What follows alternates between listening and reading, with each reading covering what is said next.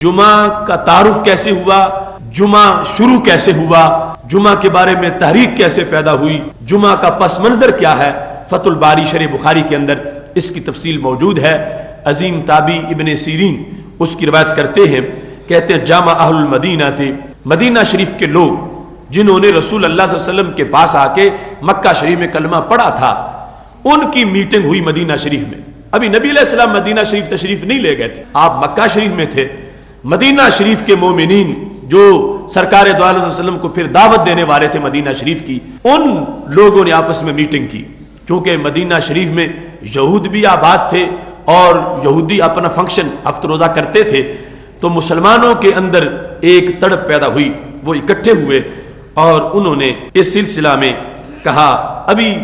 یہ جمعہ کی آیات کا نزول نہیں ہوا تھا، تو خود بخود شوق ابھرا مسلمانوں کے اندر مدینہ شریف میں، کہنے لگے ان لليہود یوما یجتمعون فیہ، یہودیوں کا تو ہفتے میں ایک دن ہے جس میں وہ جمع ہوتے ہیں، ہر 7 دنوں کے اندر ایک دن ان کے اجتماع کا دن ہے، تو پھر وللنصارى کذالک، اور عیسائیوں کا بھی ایک دن ہے، وہ اس میں جمع ہوتے ہیں۔ تو پھر سوچ تھی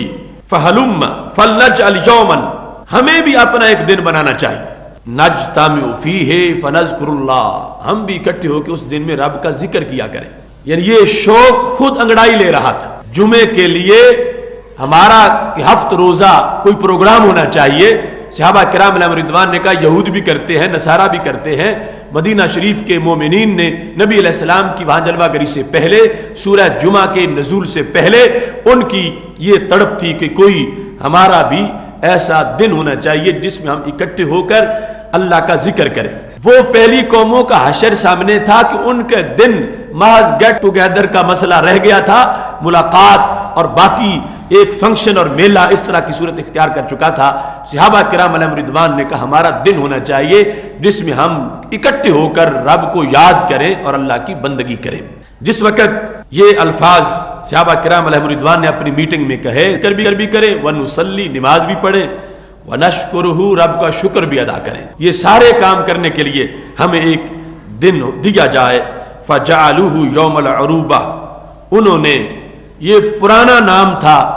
جمعے کے دن کی جگہ یوم عروبہ، کہ یوم عروبہ جو ہے وہ ہمیں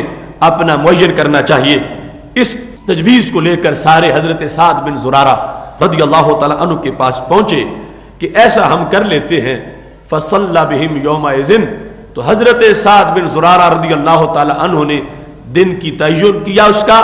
اور اس کے بعد ان سب کو اکٹھا کر لیا، اور سب کو اکٹھا کر کے حضرت سعد بن زرارہ رضی اللہ تعالیٰ عنہ نے مدینہ شریف میں اس دن کے اجتماع کی بنیاد رکھی،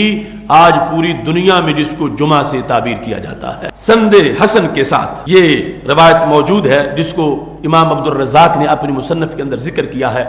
سید عالم نور مجسم شفیع معظم صلی اللہ علیہ وسلم نے ان کی اس تجویز کو پسند فرمایا، رب ذوالجلال کی طرف سے پھر حکم آ گیا، اور یہ اس امت کے اجتہاد کی امور کے لحاظ سے، یعنی اس وقت بھی جو شوق تھا اور ہمیشہ کے لیے اس امت کی سوچ میں جو صلاحیت ہے، اصابت ہے، درستگی ہے، اس کی یہ دلیل ہے کہ اپنی سوچ بن گئی، ہمیں ایسا کرنا چاہیے۔ پھر شریعت نے، رب ذوالجلال نے دماغوں کو ادھر متوجہ کر دیا، پہلے جنہیں دیا گیا تھا دن وہ تو قبول نہ کر سکے، وہ اور دن تلاش کرتے رہے،